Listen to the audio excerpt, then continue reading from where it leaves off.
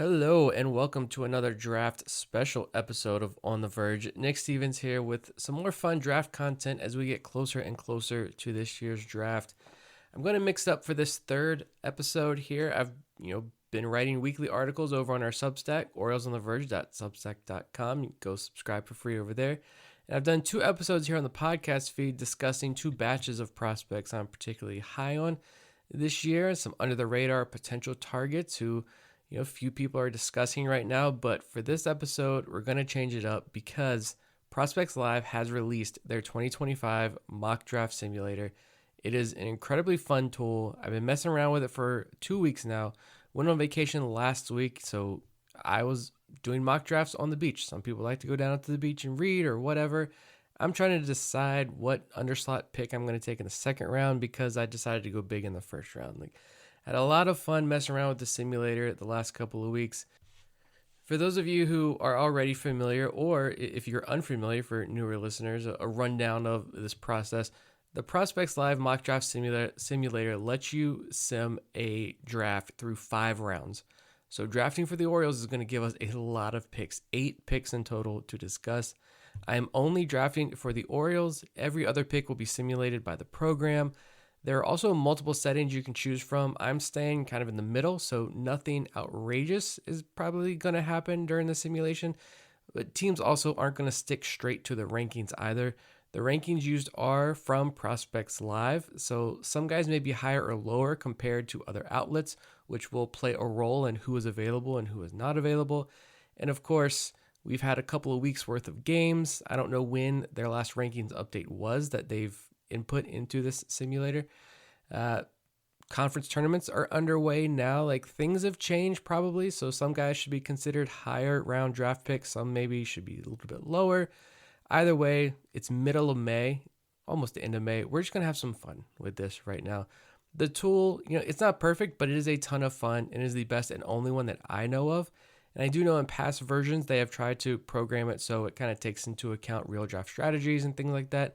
So you shouldn't see one team go 4 high school pitchers through the first 4 rounds. That's clearly not realistic. I like to go through other teams' draft classes as well once I run through one of these and check them out. And I think it does a really good job overall. So I'm not going to read off every name drafted each round, but I'll go through the first couple of picks here in the first round so you have an idea of how this thing is shaking out at the top of the draft. And then subsequently, I'll highlight some names I'm very high on or guys I was targeting as they get picked. And I'll try to throw out a few of the top names left at the top of the rankings so you can get a little idea of who the best available players are before I pick each time for the Orioles, according to the Prospects Live rankings, of course. So, yeah, and I'm also not going to put out 25 versions of this, so I can pull out a random one and be nailed it when the Orioles happen to pick someone in real life that I took in a mock. I think the last 2 years, I've done one official mock in podcast form using the same Prospects Live simulator. And then I usually do another one a couple days closer to the draft and usually just post a screenshot on Twitter. This year, I'm going to do this early version. Keep in mind, this is very early. It is still May. Again, these rankings may not be their most up-to-date rankings. And so I'm going to try to be as realistic as possible, but also have some fun with this because it's May. And what's the point of this other than to have some fun and talk about maybe some more guys that I haven't talked about in articles or in some of the other podcast episodes. But I'll do another one on the podcast feed probably after the NCAA regionals, right as the College World Series begins, which is in just a couple of weeks. And then I'll do a written version over on Substack probably 2 or 3 days before the draft to get some more content out. So, let's have some fun. Let's try to make this organization better. And again, let me get this out of the way now. Trigger warning. I'm going to give it a 3% chance that I draft a pitcher here with one of these first 3 picks the Orioles have. The Orioles have pick 19. That is their normal first round pick. And then they get picks 30 and 31 as comp picks due to the departures of Corbin Burns and Anthony Santander. We also get a competitive balance round B pickup later in the draft as well. So 5 rounds, 8 picks. Here we go. And this thing is starting off. The Washington Nationals have the top overall pick. They're going to take somebody by the name of Ethan Holiday. Not really a surprise there. The real 1-1 I think is wide open. It could be probably one of 7, 8 different players. I wouldn't be shocked though if it is Ethan Holiday, especially because Brad Selick is now with the Nationals. But yeah, Nationals getting a young, fun high school prospect, and it would be make the Beltway series a lot more interesting if it's Holiday versus Holiday. But the Angels, they're going to go with Florida State left-handed pitcher Jamie Arnold at number 2. Seattle is going to go high school infielder Billy Carlson at 3. The Rockies, they're going to grab Oregon State shortstop Ava Arquette. And Cardinals, they're going to get a stud at number 5 in UC Santa Barbara right-handed pitcher Tyler Bremner, who has been ending the year on an extremely high note. Moving on to pick number 9, the Cincinnati Reds taking one of my favorite picks in this draft, Arizona outfielder Brennan Summerhill. And then Oakland is going to get Arkansas shortstop Wahiba Aloy. Here's my flag plant here for the real MLB draft. I think whoever gets Aloy probably wins the first round of this draft. Aloy has had a fantastic season this year for Arkansas. I love watching this kid play.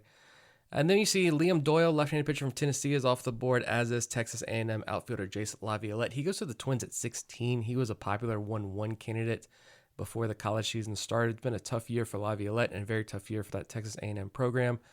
But Chicago at 17 goes Cade Anderson, left-handed pitcher out of LSU. And then we've got Arizona at pick 19, taking high school left-handed pitcher Cameron Appenzeller. So that brings us up here. First pick, 19th overall. We have got Auburn catcher/outfielder Ike Irish. We've seen his name in some national mock drafts recently. Wake Forest shortstop Merrick Houston and outfielder Ethan Conrad. Tennessee shortstop Dean Curley. And Oklahoma right-handed pitcher Kyson Witherspoon. These are the top names here. We've seen pretty much all these guys mocked to the Orioles. I think every single one of them actually has been mocked to the Orioles at one point or another. I'm very open to Ike Irish. He's been absolutely crushing it down the stretch. Kyson Witherspoon, one of my favorite prospects in this draft class, but this is incredibly tough here. I think with the 19th overall pick here, the Baltimore Orioles are going to select Wake Forest shortstop Merrick Houston. A couple of reasons why I'm going to go with Merrick Houston here. First, looking at this board based on the Prospects Live rankings, I think I'm going to be able to rake up the outfield talent at picks 30 and 31. There will be a faller, I think, who lands right in my lap. And as much as I love Ethan Conrad, I think the outfield depth, particularly the college outfield depth, is pretty big in this class.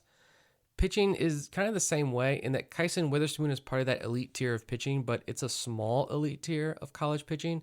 And then I think there's this massive pool of arms in the next tier, many of whom have real MLB starter potential. So as much as I love everything about Kyson Witherspoon, really, I don't think it's going to be a smart decision to go pitching here because high upside arms will 100% be available later on in this exercise. You don't draft for need in the MLB draft, obviously, but this system does need some infield help, and something we have talked about on previous podcast episodes. And if Merrick Houston is going to fall to 19, I'm going to go ahead and add him to the organization here. And for a little bit of background, I'll give some background, some stats, some numbers, some data, whatever I have in my notes on these guys so you get an idea of who they are if you are not familiar. But Merrick Houston, he's listed at 6'3", 205 pounds. He's a right-handed hitter. Just turned 21 a few weeks ago, a 3-year starter at Wake Forest, and he is widely considered the best defensive shortstop in this class. He's been considered a top 10 pick for a long time now, but has been falling a bit in more recent mock drafts. I think because he had a period there in conference play where the bat cooled off a bit. But overall, he's played in 54 games this season. And again, all of these numbers I'm going to be rallying off, they are as of May 18th. So they may be a little bit out of date here as conference tournaments get underway this week. But 54 games, he's hitting 355 with a 134 WRC+. He's got 12 home runs, which matches the 12 home runs he hit through his first 2 seasons at Wake. He also has 13 doubles, and his strikeout and walk rate are identical, both at 15.3%. And also, after stealing 4 bases in each of his first 2 seasons, he is 19 for 21 in stolen base attempts this season. I think one of the bigger questions with Houston is how much power is he going to show at the next level. The exit velo numbers weren't great early on in his career, but they have improved. He added 15-20 pounds coming into this season. The 60 grade hit tool really showed up in the Cape Cod League last summer, but he hit 0 home runs there with the wood bat. So yeah, if you're kind of getting Griffo Farrell vibes here, I would have to disagree. I think a lot of people want to put Jordan Westberg or Joey Ortiz, even comps, on Griffo Farrell when the Orioles made that pick last year, which I hated then and I still hate now. I think those comps are a little bit more suited for Merrick Houston, though, because you were talking about an elite defender with real power potential. Not 20 plus home runs a season, but I would fully expect Merrick Houston to reach double-digit home run potential much easier than a Griff O'Farrell would. So elite defense, strong hit tool, strong ability to get on base, could be a double-digit home run guy. Houston may not have the ceiling that Ethan Conrad does, maybe not even the ceiling that Ike Irish may, but I do like the floor. It is pretty high, and there is still some ceiling here with Houston. And again, he adds some serious strength to a positional group that I think needs it in this organization. Well, at the same time, this is going to leave us open to bring in plenty more high-impact talent with later picks. So welcome to the organization, Wake Forest shortstop Merrick Houston. All right, scrolling through the rest here, Ethan Conrad goes to Milwaukee at pick 20 right after we take Houston. Dean Curley goes to Houston at 21. Louisville right-handed pitcher Patrick Forbes goes to Atlanta. Fun pick for them. The Padres get Kyson Witherspoon at 25. Why not? The Padres get fun things typically in this draft. We are back up now. Picks 30 and 31, and the top of the board looks like this. Ike Irish is still there. Clemson outfielder Cam Cannarella, Indiana outfielder Corbin Dickerson, Coastal Carolina catcher Caden Bodine with his amazing hit tool. I think he went like 2 months into the season before he had a swing and miss on a pitch in the strike zone. And then Texas outfielder Max Bellew, all here at the top of the board. I do think in real life, I know where I'm going to go with these two picks. And I do not see the Orioles go in this route, but I'm going to because it's my mock draft. But I do think this is going to be a prime opportunity for the Orioles to aggressively go after maybe a high school pick that falls. And they could even do that at pick 19 in the real life MLB draft. Go after a super high upside high school guy because, I mean, with all these extra picks, they have one of the higher bonus pools in the league. So go after a high school prep prospect at pick 19. And when you're at 30 and 31, you're going to be able to get two of these types of talents that I just listed off. I think you're sitting pretty at the start of that MLB draft if you were able to begin that way. But for this exercise, picks 30 and 31 overall, I think the Orioles are going to go with Clemson outfielder Cam Cannarella. And at pick 31, I'm going to double dip into the college outfield pool, and I'm going to take Texas outfielder Max Bellew.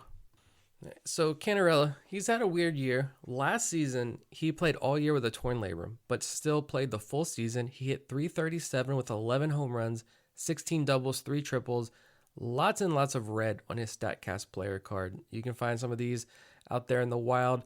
People doing great statistical work here and college research. But the Cam Cannarella StatCast player card last year, full of red, looked very good. You would have never guessed he played all year with a torn labrum.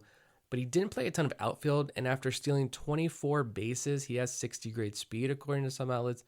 He stole 24 bases as a freshman. He stole 0 bases last year. Again, the not playing in center field and not stealing bases was to protect him because of the shoulder injury. He did have surgery in the offseason to fix the injury. So you'd think if he raked in 2024 with the injury, 2025, he's going to put himself in the conversation as a top 5 pick. But he didn't have the offseason, and he's been kind of restricted at times this year, again, to protect the shoulder. So if you're looking at the baseball card stats, you're going to see a player who looks like he massively regressed this year, and the underlying numbers don't help. These are even older than some of the stats I'm going to rattle off, but these numbers are from a recent Baseball America article about 2 or 3 weeks ago. They give you the right idea, even if they are not exactly accurate right now. Overall contact rate has fallen from 82% to 78%. The end zone contact rate, which he had last year of 93%, which is insane, that's fallen to 83%. His 90th percentile exit velo is 102 miles per hour, which is down a tick from last year. Not great. In 53 games this season, he's hitting .323. He does have a 119 WRC plus, just 2 home runs. I think he's robbed one. So at one point this year, he had robbed more home runs than he had hit. But he is a fantastic defender out there in center field. He is sporting a 19% walk rate with a 14% strikeout rate, which is down from last season. But once again, he's not stealing bases, again, to protect him from that injury. If you go through the pre-draft work and research and you feel comfortable with his shoulder health, I know, insert Orioles medical joke here, But I think you absolutely buy the dip here if you feel comfortable with how the shoulder looks. Maybe you keep him in Sarasota after the draft and shut him down, let him start fresh in 2026. If he needs a few weeks in Delmarva next year, so what? But Canarella, if you feel good about the medicals, he brings elite defensive abilities in center field, plus speed, a strong hit tool, real power potential. Landing two guys now who have been projected top 10 picks feels pretty good. And the question marks here aren't like the Vance Honeycutt question marks that you had with last year's first round pick, where that hit tool is a major question mark. And as we see this first full season play out here, continues to be a major question mark. The questions about Merritt Houston are, he's a solid player. Can you draw more power out of that bat? Cam Canarella, I think the biggest question is just the shoulder health. Is the shoulder good enough to go? And if not, you pass. If you do feel good, though, you buy the dip, and you've got two fantastic picks here. With Max Ballou, who we take at 31, again, he is a 6'2", 215-pound left-handed masher from University of Texas. Aledo, Texas is his hometown. He turned 21 back in December. 2024, he was the Big 12 Player of the Year. Of course, now he is in the SEC with Texas making that move. He has Team USA experience. If you look at Fangraphs, they give him 55 hit, 50 power, 55 fielding grades. Baseball America actually gives his outfield arm the highest grade at 60. He stepped into a starter's role as a sophomore last year and tied for the team lead with 18 home runs. This year, he did miss a good chunk of the year due to surgery on his thumb after an early season injury. So just 26 games, but he's got 7 home runs and 7 doubles in those 26 games. He's got a 346 average and a 135 WRC plus, 14% walk rate, and a 24% strikeout rate, which is up from a 17% strikeout rate last year. But I think that 24% strikeout rate is a little bit misleading because he just returned to action last weekend against Oklahoma. So first game back, it is a huge must-win late season SEC series against another fantastic opponent.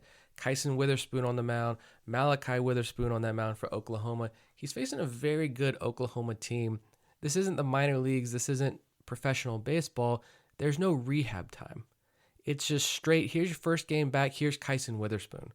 Welcome back to action after missing 6 weeks, I believe he missed. So he stepped up there and he gets a 3-run homer in this first game of the weekend. He does end up striking out 9 times, though, over the course of the weekend. So not great. Pay attention to what he does in the SEC tournament. Watch him in the NCAA regionals. I will take 9 strikeouts in 3 games. Looks pretty ugly, but I think that balloons the strikeout rate a bit in this smaller sample size. So I do think once he gets his timing down, you're not going to see that from Ballou here as the season comes to an end. But overall, Ballou, he could feature above average power at the next level with at least an average hit tool, above average defense from a corner outfield spot. And fun fact, he went to the same high school as Creed Willems. The two were teammates there. Ballou saw Creed go from the orange and black at Aledo High School to orange and black in Baltimore. Now, could Ballou go from orange and black at Aledo to burnt orange at Texas back to the orange and black in Birdland? It would be a lot of fun to reunite these two guys. So we have got Wake Forest shortstop Merritt Houston. We've got Clemson outfielder Cam Canarella. And we have got Texas outfielder Max Ballou. And let's get to round 2 here. Boston's going to get this thing going with Florida State shortstop Alex Lodis, one of my favorite prospects in the draft. Ike Irish falls all the way down to 36 to Minnesota. The Marlins get an Arkansas stud who I've highlighted a lot this year, Charles Davelin, followed by the Angels taking Oregon outfielder Mason Neville, one of the top power hitters in this draft class. Insert joke about him replacing Mike Trout in 2 months. The Rays get my guy Cal Baptist outfielder Nick Dumanel, great first name there at 53. And the other Lodis, Kyle Lodis from Georgia Tech, he goes to the Cubs at 56. So we miss out on both of the Lodis cousins. But this is exactly why I put 3% odds on me taking a pitcher with one of those first 3 picks. Because we are now up to pick number 58, second round, and we have got LSU pitchers Chase Shores and Anthony Ianson. We've got Arkansas left-handed pitcher Zach Root at the top of the board, and we have Dallas Baptist right-handed pitcher James Ellwanger down just a little bit here in the rankings. 4 fantastic pitchers we could pick from here. Or if we want a fourth straight college hitter, what about UVA infielder Henry Godbout? Add more UVA talent to this roster. I love Godbout, but let's shoot for the moon a little bit here. And I know a lot of people would say take Zach Root, and I agree. Zach Root had an abysmal first SEC start a couple of weeks ago at the beginning of the year, but he has done nothing but dominate pretty much since then. He's ending the year on a very high note. He has a chance to really cement himself as one of the top picks in this draft if he has a strong SEC tournament and NCAA tournament, which I think he very well could. But I am going to pass on Zach Root here. And with the 56th overall pick, the Orioles are going to take LSU right-handed pitcher Chase Shores. I feel like it's time to shoot for some super high upside here. And let's take a big risk with Shores. He's someone who I haven't talked about in any article or any of the other two podcasts. He is a draft-eligible sophomore, just turned 21 this week, actually. He wasn't drafted out of high school due to super high price tag that he didn't budge from. He goes to LSU, where he's hitting 102 miles per hour. He was their midweek starter as a true freshman, made 18 innings into the season, had a 1.93 ERA before Tommy John surgery struck, so he missed the rest of 2023, and he missed all of 2024. So 2025 is his first full season of college baseball, and so far this year he has logged 51 innings, mainly as a starter, but he is now working out of the bullpen, and he's doing good things, which I will touch on in a second. He is listed at 6 feet 8 inches, 245 pounds, so an imposing figure on the mound. If he falls down boards, I do think he can easily return to campus, improve his stock for next season. He's fresh off Tommy John surgery, so it's going to take time for the secondaries and command to come around. But I think if you're an organization who was in on Shores before surgery, this is your chance to potentially get him at a small discount. Again, 51 innings so far this year. He has a 5.12 ERA, but a 3.77 FIP, 23% strikeout rate, and a 10% walk rate. But since moving to the bullpen a month ago, Shores has made a couple of tweaks to his delivery. I was reading about this actually just last week. He's made a couple of tweaks designed to specifically address the command, and it has resulted in just 3 walks over his last 10 and a third innings pitched. So the tweaks are working. It is small sample size, but early results are good for Shores. He is sitting, and when you got Kate Anderson and Anthony Ianson Friday, Saturday night, if you're LSU, I like using Chase Shores as your late inning arm here to get through the rest of the season. But now he's sitting 95-96. He's got a low to mid 80 slider and an upper 80s changeup with a ton of fade. Pretty much every public report on him agrees that the changeup and slider both have plus potential. And he throws from a lower 3/4 slot, so it's a little bit of a tougher look as well for hitters because he doesn't come from the same, I mean, he's already an outlier at 6'8", but he doesn't come from that normal taller pitcher arm slot. He does get pretty poor extension for a 6'8" guy, and the fastball, despite the good velo, has reportedly regressed this year due to some of the other metrics. There's also some concern about whether or not that command and control can improve while working deeper into outings as a starter. How's that fastball velo going to hold? But again, it's his first year of college baseball. He's not that far removed from Tommy John surgery. We know year 1 is not the best time to truly sit here and evaluate guys. Year 2 is when you're going to see the real improvements. They're going to start to feel a lot more comfortable. They're going to trust their secondaries. I know there was a great discussion about this, I think, on Rates and Barrels podcast a couple of weeks ago when they were talking about Sandy Alcantara down in Miami. A great discussion about what usually is the last thing to come back with guys and how a lot of guys, when they're returning from Tommy John surgery, I think Alcantara, it might have been Alcantara specifically, I can't remember, but how the guy is like not even throwing his slider. And so he's not throwing his slider at full speed until he gets back into game action. So obviously we don't know how Chase Shores has been preparing coming back from surgery and what LSU has been doing with him, but this is one of the more highly touted high school prospects of his class. He's showing improvements already. Granted, it is in short stints out of the bullpen, but he is still improving. We know the Orioles love their stuff guys. It does seem like there might be some lower hanging fruit that an organization could kind of clean up and adjust and immediately see some better results from him. I don't know. I think it's there for Chase Shores. Let's get risky here. Let's shoot for some upside here. Welcome to the organization. Right-handed pitcher, Chase Shores. All right, I'm going to take a break here. And when we come back, the Orioles will be back at pick number 69.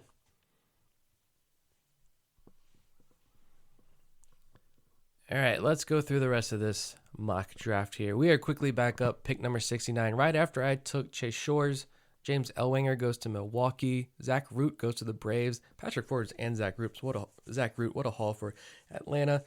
We got Tennessee right-handed pitcher A.J. Russell. He's going to the Tigers. Florida State outfielder Max Williams and his power bat go to Cleveland. If Chase DeLauder can stay healthy and Max Williams can reach his potential, that's a fun outfield pairing for Cleveland. Tampa Bay gets Fresno State third baseman Murph Gray to pair with Nick Dumanel. Great draft for them so far. We're up now, and looking at the top of the board, Henry Godbout is still there, as is LSU righty Anthony Ianson. The Orioles did go Riley Cooper and Blake Money, two LSU arms, together a couple of years ago. Getting Chase Shores and Ianson would be fun here, but I'm going to scroll down just a little bit here, down Prospects Live rankings. Let's stick with pitcher. You're welcome. And at pick number 69, the Orioles are going to take Southern Miss right-handed pitcher J.B. Middleton. Southern Miss is a fantastic program. I love taking prospects from this university. The Orioles have also enjoyed taking some good talent from Southern Miss. Reed Trimble a couple years ago, we know when healthy, he is a great player. It's just been unfortunate the injuries have derailed his career. Matthew Etzel, they were able to turn that into the Zach Eflin trade. Then they took DJ Layton last year at the high school ranks. TBD, obviously, about what Layton turns into, but he was committed to Southern Miss before the Orioles drafted him. So let's go back to the Sunbelt Powerhouse program, and let's take a pitcher who has been on the rise across the second half of the season here in J.B. Middleton. He's 6 feet tall. He's 180 pounds. He is a right-handed pitcher, and he is 21 years old. He turns 22 in November. The JB, if you're curious, stands for Jonathan Bailey. He was mainly in the bullpen during his first 2 years at Southern Miss and emerged this season as one of the top Friday night arms in the entire country. Not just in the Sun Belt, in the entire country. 14 starts on the year. He's got 91 innings, a 2.07 ERA, and a FIP that nearly matches that at 2.69, 29% strikeout rate, and you're going to love this, just a 6% walk rate across 91 innings, 169 average against. He has 3 games this year with 10-plus strikeouts, all in conference play, and he started the year with a 4-inning, no-run, 2-walk, 6-strikeout performance against a very good TCU team in non-conference play. And Middleton was actually highlighted recently as one of the 6 pitchers in a Baseball America article who has raised their draft stock significantly. Also included in that Baseball America article was Tulane right-handed pitcher Michael Lombardi, who I wrote about over on Substack as one of my favorite mid-major pitching prospects in this class. He also, this week in their first, whatever conference Tulane is in, American Conference maybe, dominated 10 strikeouts in their first conference tournament game. But Michael Lombardi was in that article. Abilene Christian right-handed pitcher Dominic Reed was also in this Baseball America article. I wrote about him in that Substack piece and said you're going to hear Reed's name more and more the closer we get to draft time. And here you go. You're hearing his name more. But as far as J.B. Middleton is concerned, from that Baseball America article, it highlights Middleton's 92 to 96 mile per hour fastball that is topped out at 97 with, quote, good ride through the zone. He's not getting a ton of whiffs right now, but it gets graded out as an average offering. Mid-80s gyro slider, who Pete Flaherty, who wrote the article, graded it out as a potential above-average offering. That's got a 45% whiff rate this season, and his upper 80s changeup has a 50% whiff rate this year. He's throwing more strikes. Last year, he threw a strike just 57% of the time. That is up to 66% this year. The fastball and slider specifically were highlighted by Baseball America. I think both the strike percentage on both pitches has gone up about 10%. Last season, he had a 15% walk rate out of the bullpen. This year, throwing more strikes, he's walking just 6% of the batters he faces. So he is having a fantastic year. And Tyler Jennings, he is at the On the Clock podcast. Great podcast. One of the best college baseball / draft podcasts, in my opinion. We had Tyler on the show last year to talk about the 2024 MLB draft. Phenomenal content over there. Give him a follow. I think it's at Tyler Jennings 24 maybe.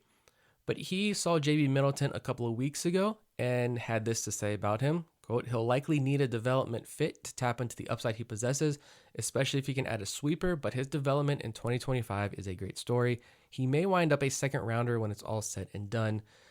High praise there from Tyler. It is hard to pass up on Anthony Ianson, but I love my Sunbelt guys. I love the Southern Miss program. And let's take a pitcher who is flying up boards, and JB Middleton. Welcome to Birdland. We're moving on to round 3 now. Orioles loading up with these picks here. So many picks. Mississippi State is going to Mississippi State left-handed pitcher Pico Cone. Really like that arm. He's going to the Reds at 83. Ianson falls to the Giants at 85. Texas A&M left-handed pitcher Ryan Prager is going to go here. He was drafted in the 3rd round last year by the Angels. Said no thanks. Went back to his NIL bag at Texas A&M.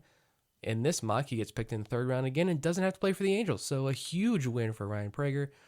Dallas Baptist right-handed pitcher Michael Bucknam goes to Arizona at 92. That is an A-plus pick for the Diamondbacks, which leads us now to pick number 93 overall, and the Baltimore Orioles are back on the clock. Looking at the top of the board, there's a lot of high school talent that we could definitely go after. Oklahoma State, Nolan Schubert is here. Wake Forest right-handed pitcher Logan Lunsford. Western Kentucky outfielder Ryan Weidman is here. He's a very interesting prospect who I enjoy watching a lot. I'm going to scroll down a bit, though, and I feel like, let's do this. I feel like more casual fans are going to lose their mind right now. If you didn't lose your mind over 2 college outfielders at pick 30 and 31, we're going to go Dallas Baptist catcher Grant J. Give me all the Dallas Baptist players you can get, but Grant J is a 6', 225-pound right-handed hitter. He is a 3-year starter at Dallas Baptist. He did play for the Frederick Keys in the MLB Draft League out of high school, so take that for what it's worth. Maybe you heard the name. Maybe you watched him and you didn't even know if you checked out the Frederick Keys. Jay hit 21 home runs as a freshman, and he did it again as a sophomore. He has 19 home runs this year, so he's just missed 3 straight seasons of 21 home runs. He is the all-time program leader in home runs. He's hitting .342 with a .467 on-base percentage. He has a .168 WRC plus, 17 doubles, a 15% walk rate, and a career-best 24% strikeout rate. After posting strikeout rates of 30 and 31% the last 2 seasons, it is plus raw power, it is loud exit velos, and he has defensive versatility. This is why I like Grant J here. He split his time between catcher and the outfield as a freshman. He was behind the plate all year last year, and the reports that I'm reading here highlight improvements across the board with his catching abilities, but he's seen more time again this year in the outfield, saw 10 games between left and right field. So we know the Orioles like to draft this type of catcher recently. Your Ethan Andersons, your Ryan Stafford, these guys who have outfield, and in Ryan Stafford's case, the guy does everything. He'll probably end up pitching as well at this rate. But Grant J kind of fits that mold as well. There is swing and miss concern, and without having the ability to dive deeper into the swing and miss, the overall strikeout rate, though, does look much better this year, but the power is very real. Maybe it's a reach here in the 3rd round. Maybe it's a big money saver, so we can go after some more higher price guys later on. But based on who was there at the top of this board and who I've already selected, I enjoyed taking Dallas Baptist catcher Grant J here. He joins, of course, a large group of very impressive catching prospects in the Orioles organization. Moving on to the rest of the 3rd and into the 4th round, Troy catcher Brooks Bryan goes to Milwaukee at 94. Schubart goes to Houston, and Weidman goes to the Royals. Fun pick there. Nothing else really standing out. The Diamondbacks at pick 123, right before us again, they're going to go Vanderbilt outfielder RJ Austin. I probably would have honestly thought about it at 124. He had a great opening weekend, and I think it's been a bit of a struggle since, but he's friends with Enrique Bradfield Jr., some flashy tools, but Arizona is going to take that decision from us here. We're up in the 4th round, pick number 124 overall. If I didn't take Grant J with the last pick, I would go Oklahoma catcher Easton Carmichael here, but I will not.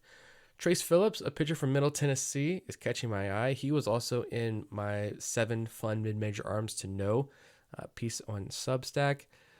Here's where I'm going to go. I'm going to go another draft-eligible sophomore.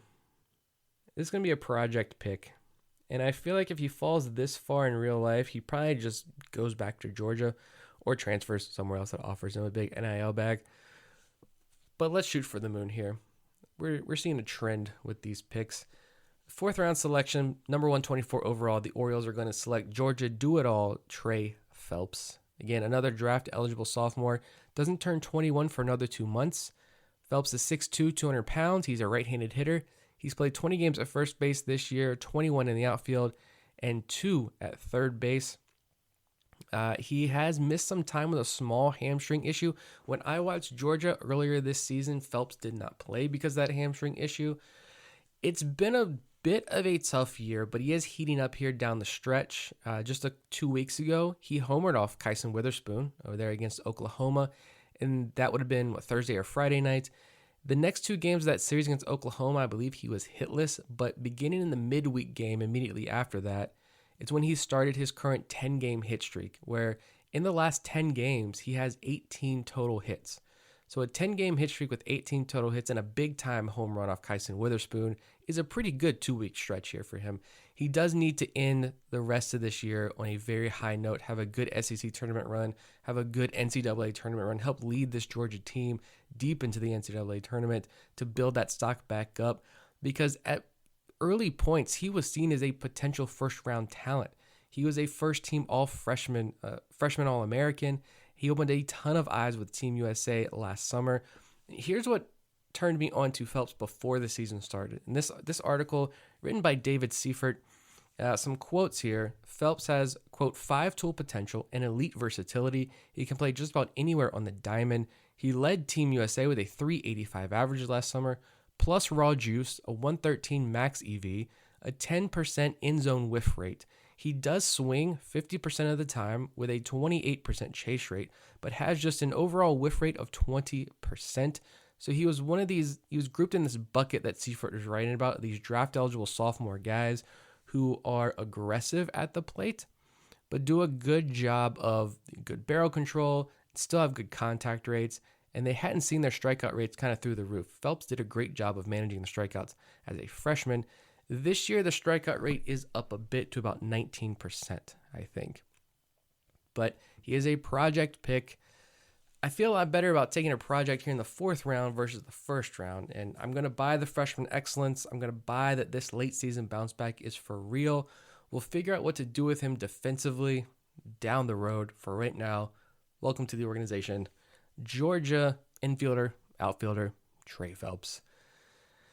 Let's finish this one out now. We've got 1 pick left. Round 5. A pair of pitchers that I really like go just before we pick here. Charlotte right-handed pitcher Blake Gillespie goes to the Rays. They have crushed this draft. And then Trace Phillips goes to 152 to the Mariners. I know this is a simulation. It's not real life. But I like when pitchers I like go to organizations who are good at developing pitchers. Makes me feel good. Looking at the top of the board for our last pick, I really want George Mason's outfielder James Quinn Irons here, but we have Cam Cannarella, we have Max Ballou, so we don't need to go any more outfielders for a while. If I could go all 20 rounds with this simulation, I would. We got a lot of injured pitchers here who have high ceilings, but I think most of these guys are going to end up back in school. So let's grab another big riser to close this one out, and I'm going to stick with a pitcher here in the 5th round. Pick number 154 overall, the Orioles are going to select. We're going back to the Sun Belt. We're going back to a name who has been flying up boards recently. We're also going to another draft-eligible sophomore. So if here's an early critique I'm already going to have about this draft. 3 draft-eligible sophomores, it seems like a lot. But again, let's do it. Coastal Carolina right-handed pitcher Jacob Morrison. He is actually the second 6'8" pitcher we're going to take. Chase Shores and Jacob Morrison are both 6'8", 245 pounds. If you're a baseball card stat bro, you're going to love this pick because you see it all the time. Orioles take a pitcher in real life. You look at his college numbers. He's got an ERA of 6.5. The walk rate is like 10, 11%. And you're like, what the hell is so exciting about this pick? It's because the Orioles love their stuff, guys. Where here's one that is both great stuff and good stats. So we have Orioles Facebook is loving life right now, if anyone's listening to this. He, through 14 starts this year, he has pitched 78 innings. He has a 10-0 record with a 1.95 ERA. In his career, he is 16-1. He has a 27% strikeout rate so far this season, which is up a tick from last year, but his walk rate has dropped from 8% to 5.7%. And I should say those numbers are from the 8% walk rate was from 2 years ago, and the 27% strikeout rate is up a tick from 2 years ago because he did not pitch in 2024 due to an injury. So despite missing a full year, he's been completely dominant all season long. I do think in real life this could be very tough. Again, to grab so many draft eligible sophomores and to grab a guy like Morrison, who I think a lot of big time programs are going to be throwing major money at him in NIL to enter the portal. So this could be a bit of a tougher sign, but again, I haven't talked about Morrison at all, so let's dive in here. He started out the year with 4 shutout innings, 6 strikeouts against Kansas State. He also has outings of 7 2/3 innings with 10 strikeouts against Georgia Southern, 7 shutout with 10 strikeouts versus Texas State, 8 innings, 1 run against Arkansas State, and then back-to-back 7-inning games against JMU and App State, a combined 1 earned run in those 14 innings with 2 walks and 13 strikeouts. Stuff-wise, again, we'll go back to a tweet from Tyler Jennings here. He was at a Jacob Morrison start recently, back on May 2nd. And stuff-wise, there's a fastball, 90 to 94, lively with carry and run. And I'm just reading from Tyler Jennings' tweet here. 81 to 85 mile per hour slider with 2-plane break and bite. 74 to 79 mile per hour curveball with big depth, tunnels well with the fastball. An 81 to 83 mile per hour changeup with depth and fade. Quote, clean operation, pounds the zone with strikes. And here's a quote from Joe Doyle's report over at FutureStarsSeries.com. Quote, Morrison has been able to generate huge chase rates with the fastball and whiff rates that compete with many of the best arms in the country. Part of that comes thanks to well above average extension and some natural deception from his late over-the-top delivery. He also spins the pitch well, creating some late hop. It's an above average fastball, but could eventually develop into a plus heater at the next level if he's able to add a tick or two to the radar gun. That sounds pretty good to me. So we're going to close it out with Coastal Carolina right-handed pitcher Jacob Morrison. I'm fairly happy with this one. Scrolling through some other teams, again, just to check how the simulator did here. The Rays crushed it. High school infielder Gavin Fiend, LSU infielder Daniel Dickinson, Michigan State left-handed pitcher Joseph DeZura, Cal Baptist outfielder Nick Dumanel, Fresno State third baseman Murph Gray, Alabama left-handed pitcher Zane Adams, and UC Irvine and Uberizer, a shortstop Colin Yeaman, and Charlotte right-handed pitcher Blake Gillespie. Beautiful job, Tampa. Would expect nothing less. But the Orioles, we got ourselves a solid class here with a ton of upside as well. And so to recap and close this one out, the mid-May first run-through mock draft using the Prospects Live mock draft simulator. Pick number 19, Wake Forest shortstop Merrick Houston. Pick 30, Clemson outfielder Cam Cannarella. Pick 31, Texas outfielder Max Ballou. Pick 58, LSU right-handed pitcher Chase Shores. Pick number 69, Southern Miss right-handed pitcher J.B. Middleton. Pick 93, Dallas Baptist catcher Grant J. Pick 124, Georgia first base / outfielder Trey Phelps. And pick 154, Coastal Carolina right-handed pitcher Jacob Morrison. So that is 3 pitchers, 2 outfielders, 2 infielders, and a catcher. Again, I do think that at pick 19, 30, or 31, I do think you're going to see the Orioles go with one of these high school picks. But I like the way this shook out. I do wonder how this particular mock draft would have shaken out if I would have gone Ethan Conrad first. Probably would have been able to grab one of the Lodi's cousins later on. But I like taking the fall in Houston. I like taking the fall in Cannarella, buying the dip there. Again, the 3 draft-eligible sophomores is probably too many in Shores, Phelps, and Morrison. But, hey, it's a mid-May mock draft. We're having fun. Thanks for listening to me ramble about something that I love very dearly. Again, I'll do another one of these after the NCAA regional round, and then I'll do a written one a couple of days before the draft in July. Subscribe to our Substack. Link is in the episode notes. Become a patron as well to get access to plenty of additional bonus content and other perks. The link to join our Patreon community is also in the episode notes. Have a great holiday weekend. Go watch some conference tournament action as well this week. If you are traveling, be safe, have fun. Go do all the Memorial Day fun activities. But if you're staying in this weekend, watch some college baseball this weekend. There's going to be some fantastic upsets. It's going to be an insane week of conference tournament action. Guys are going to step up, cement themselves as draft risers. Watch some of these guys that I mentioned today if you haven't seen them yet. College baseball, I know this has not been the most fun season, to say the least, when it comes to Baltimore Orioles baseball. College baseball is the ultimate reminder that baseball is fun as hell, and it is hard to find a better sport than college baseball. The rivalries are real. The passion is different, we'll say. the fans, the atmospheres that the fans bring to some of these stadiums it's unmatched in other sports. So take some time when the NCAA regionals start. Selection Monday is coming up in a couple of days. Watch that. Tune in. We'll have plenty more draft coverage as we get closer and closer to that July date. In the meantime, again, have a great holiday weekend, and thank you for listening.